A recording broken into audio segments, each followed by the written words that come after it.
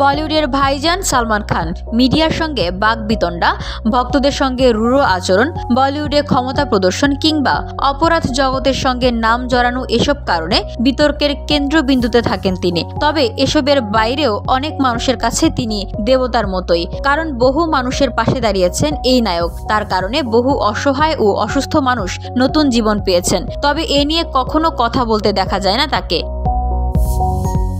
Corona মহামারীর সময় পুরো একটি গ্রামের খাদ্যের দায়িত্ব নিয়েছিলেন তিনি, এমনকি নিজের ভিলাতে অনেক মানুষকে আশ্রয়ও দিয়েছেন। এরই মধ্যে খবর পাওয়া গেল সালমান খানের কাছে নাকি টাকাই থাকে না, তার আয়ের 90% নাকি খরচ হয়ে যায়। তাহলে কি নায়কের উপার্জনের 90% মানুষের কল্যাণে চলে যায়? দ্য ওয়ালের এক প্রতিবেদনে বলা হয়েছে, সম্প্রতি এক সাক্ষাৎকারে এমন প্রশ্নের মুখোমুখি হয়েছিলেন সালমান, কিন্তু সোজাসুজি উত্তর না দিয়ে কিছুক্ষণ চুপ ছিলেন। শেষমেশ হেসে নায়ক বলেছিলেন, 90% না হলেও বেশিরভাগটাই মানুষের উপকারে চলে যায়। তারপর জানান, তাদের বাড়িতে প্রতিদিন অনেক মানুষ সাহায্যের জন্য আসেন। তার বাবা সেলিম খান একের পর এক চেক সই করে দেন। কারো চিকিৎসা খরচ, কারো অপারেশনের টাকা কাউকে ফেরানো হয় না গ্যালাক্সির দরজা থেকে।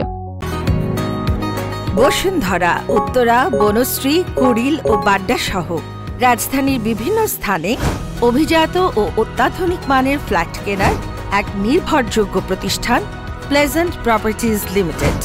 তাই আপনার স্বপ্নের আবাসনের জন্য আজই যোগাযোগ করুন। Pleasant properties limited, where destiny matches eventually।